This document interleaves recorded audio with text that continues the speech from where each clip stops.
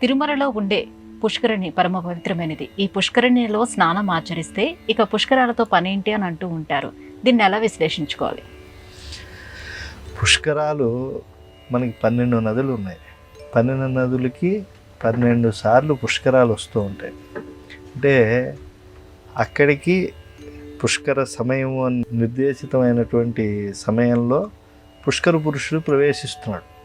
ప్రవేశించిన తర్వాత మొదటి 12 రోజులు అంటే ఆ పుష్కరాలు ప్రారంభమైనప్పుడు, మళ్ళీ పుష్కరాంతంలో 12 రోజులు, మిగతా రోజుల్లో పుష్కర కాలము అని చెప్పి ఆ నదికి చెప్తారు కదా, గంగా లేకపోతే యమున, సరస్వతో, గోదావరో, వాటికి మధ్యలో మధ్యాహ్న కాలంలో పుష్కరుడు వచ్చి వెడుతూ ఉంటాడు అని చెప్పి చెప్తూ ఉంటారు.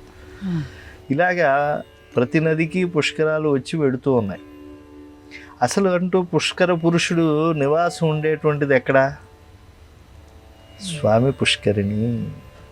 స్వామి పుష్కరిణిలో పుష్కర పురుషుడు ఎప్పుడూ ఉంటాడు. ఆ పుష్కర పురుషుడు ఆయన ఆయా పుణ్యకాలాల్లో వివిధ నదుల్లోకి వస్తూ ఉన్నాడు, వెడుతూ ఉన్నాడు. ఆయన స్థిర నివాసం ఉండేది ఎక్కడ? తిరుమల. స్వామిత్వం ఎక్కడుంది? ఆయనకి ప్రభుత్వం ఎక్కడుంది? స్వామి పుష్కరిణిలో ఉంది. కనుక స్వామి పుష్కరిణిలో స్నానం ఆచరిస్తే ఇంకెక్కడా కూడా ఆచరించక్కర్లేదు అని చెప్పి చెప్పారు. అందుకే తిరుమలకి వెళ్ళిన వాళ్ళకు కూడా ఎంతో పుణ్యం ఉంటే కానీ స్వామి పుష్కరంలో స్నానం చేసే అదృష్టం లభించదండి. అక్కడ పెడతాడు, కనీసం నీళ్ళు చల్లుకున్న పుణ్యం వస్తుంది కదండి, వాడికి చేయాలనిపిస్తుంది. అందుకే స్వామి పుష్కరిణీ స్నానం, సద్గురోహో పాదసేవనం, ఏకాదశి వ్రతం చాపి త్రయం అత్యంత దుర్లభం అన్నారు కలియుగంలో. స్వామి పుష్కరంలో స్నానం చేయటం మహాపుణ్యం కలియుగంలో. అలాగే సద్గురు పాదసేవనం. మనకి గురువులు అని అంటే ఇప్పుడు బీటెక్ చెప్పినవాడు, మెడిసిన్ చెప్పినవాడు, వీళ్ళందరినీ కూడా గురువులే అని అంటున్నారు. ఇవన్నీ వృత్తి విద్యలు. కానీ ఒక అధ్యాత్మ జ్ఞానాన్ని ఇచ్చేటువంటి వాడు నిజమైన గురువు. ఆ గురువు పట్ల భక్తి, ప్రపత్తి, శరణాగతి ఏర్పడాలి. గురువు ద్వారా కదా మీకు భగవంతుడి పట్ల, ధర్మశాస్త్రాల పట్ల విశ్వాసం కలుగుతున్నాయి. ఏముందండి, మా గురువుగారు మాలాంటి వాడే, ఆయన ఏదో శాలువ వేసుకున్నాడు, ఆయన తావళాలు వేసుకున్నాడు, ఆయన ఏదో పుస్తకాలు చదువుకున్నాడు, చెప్పాడు అనే భావమే కనుక ఉంటే వాడు తరించడు. ఈయన వల్ల మనం ఎదురుకుండా కూర్చుని ఒక చిన్న విషయాన్ని తెలుసుకున్నాం. ఇదిగో ఈరోజు మనకి జ్ఞానం వచ్చింది, ఈయన నా గురువు, ఈయన సద్గురువు కాబట్టి మన ధర్మ సందేహాలకి ఈయన చెప్పాడు అనేటువంటి భక్తి భావం ఏర్పడాలి. అది అందరికీ ఏర్పడుతుందండి? ఏర్పడట్లా. ఏర్పరుచుకున్నటువంటి వాడు తరిస్తున్నాడు.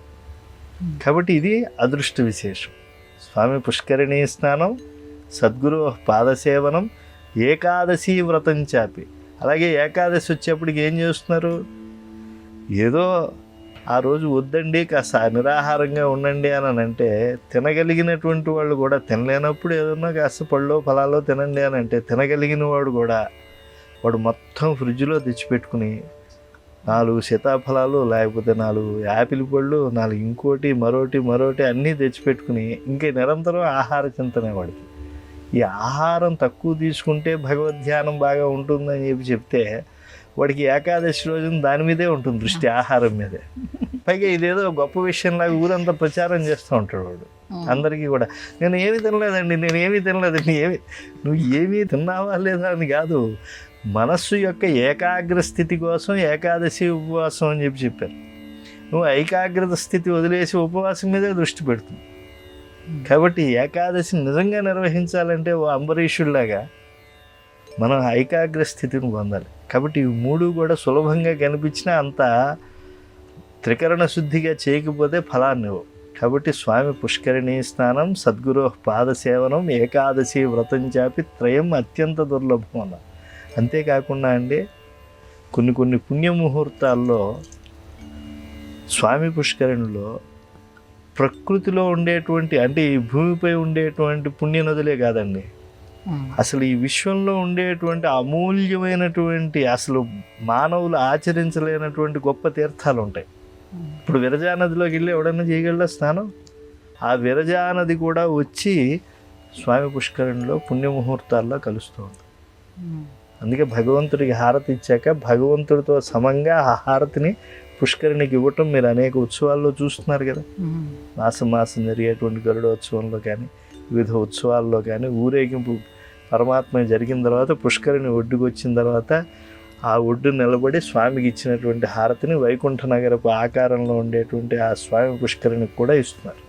కాబట్టి ఆ పుష్కరిణి అని అంటే పుష్కర పురుషుడి యొక్క నివాస భూమి, సకల పుణ్యనదీ ఫలాలు ఇచ్చేటువంటిది, బ్రహ్మాండంలో అన్ని తీర్థాల ఫలాన్ని ఇచ్చేటువంటిది. ఐకాగ్ర చిత్తంతో పవిత్ర భావంతో స్నానం చేస్తే అంతకన్నా ఉత్కృష్టమైనటువంటి కర్మ మరొకటి లేదు.